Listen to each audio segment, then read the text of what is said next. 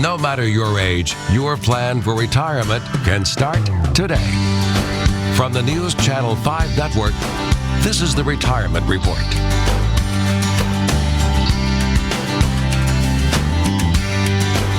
Good morning. Welcome to the Retirement Report. I'm Hank Parrott, your host.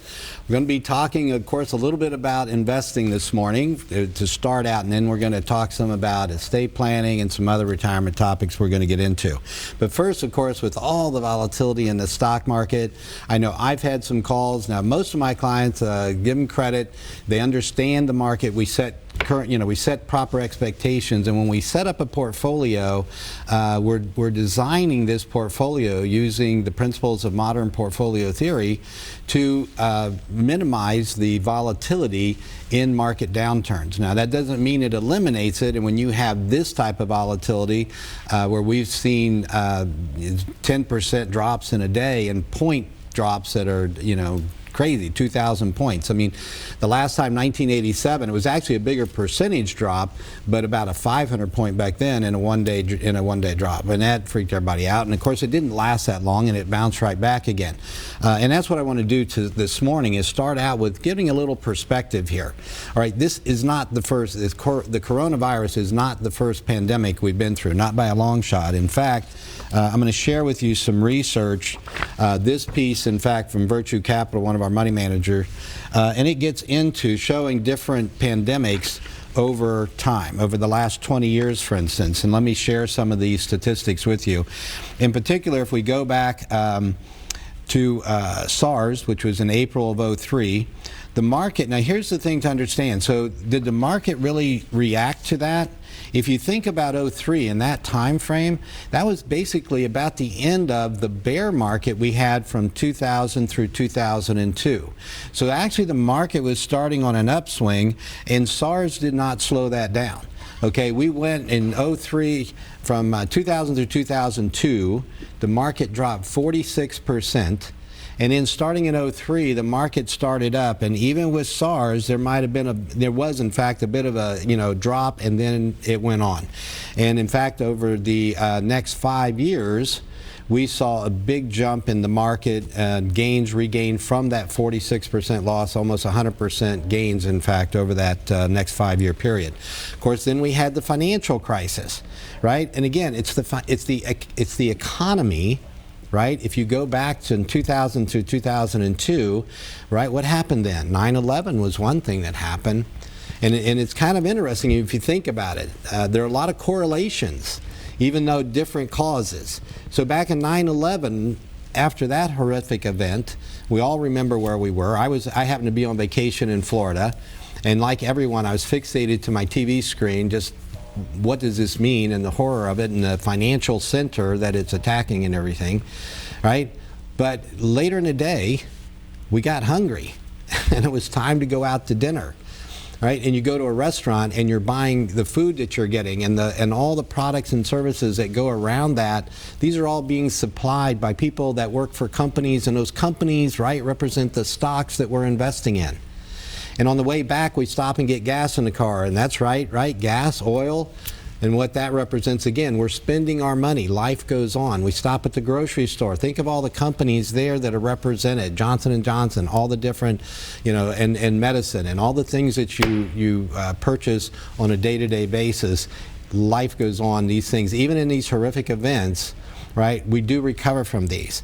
So we don't want to get fixated on these short-term things, even if they're, maybe a little scary as far as health issues. I'm not going to get into that too much. We understand the risk groups, and you're getting inundated with all kinds of information. I want to focus just on the effects as far as your investing goes, all right, as far as the markets go. I want to reassure you, one, right, that we have, and implore you, right, this is the time to stay disciplined. We're long-term investors. We're talking about many years, decades even, that we're saving and we're investing for our financial futures. We don't want to get so caught up, and every time, right, it's always, well, it seems different this time. It's not different this time, okay? These are the same things that we've been through many, many times.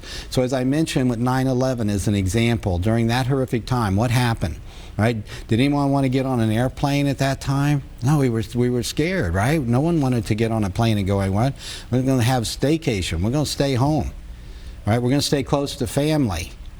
Right? We're not going to be spending money in those travel industries. We're not going to be out there hitting the theme parks or we're not. And what was the other? We were terrified even of public events, the Super Bowl, about going to a concert, going to any place, going to the mall, any place where there was a gathering of people. There was concerns about terror attacks here in our country. No one knew. Just the tip of the iceberg kind of thing at that time. And so very similar, though, in terms of the actions we're taking today. Now, here, one of the differences being we're safeguarding other people.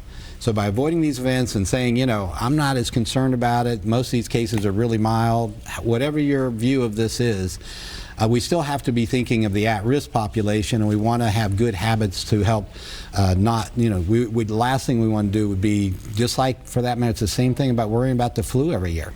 Right? We don't want to be getting other people sick, so we want to be careful for that reason. And maybe these steps that we're taking right now will help slow things down and mitigate this even further over previous ones. Now back to the market piece, though. So I talked about SARS, the market going up. Now at the bottom of the financial, back in April of 2009, now what happened there, right? From October of 2007 through March of 2009, we had a 55% drop in the market. Not about pandemics, about the economy, the financial crisis that happened then, right? The mortgage thing, all that. But what do we have happening in April of 2009? Swine flu. And what happened there? Did that slow the market from going up? That started the longest bull market in history. Okay? And there are other. MERS in 2013 didn't slow it down. Ebola in 2014, and the market kept going. Zika. Again, these might have short-term effects, but not long-term. And let me explain this piece a little bit further. So SARS, April of 2003. In the 6 months following that outbreak, the market was up 14.5%. In the 12-month period following, it ended up almost 21% up. When we look at the avian flu in June of 2006, the market 6 months later is up 11.5%. 12 months later, it's up over 18%. See how we don't want to get caught in these short-term concerns about what's going on in the market. This too will pass. We're long-term investors. We want to stay disciplined. Realizing losses is when you get out of the market, when you sell, and you miss out. Just like if you got freaked out yesterday and you sold, today the futures are looking like a 5% up open. We could have just as big a day today as bad as it was yesterday. I've got no crystal ball. I don't know. I just know long-term, because as I was saying earlier, life is going to go on. We're going to keep spending our money. We're still going to support those companies. We're going to buy those products and services, and that's the stocks. That's what's represented in the market. Okay? More about that. First, we're going to take a break, and when we come back, I'll finish this little section up, and then we'll talk a little bit about estate planning. All right? Join us here. We'll be right back on the Retirement Report.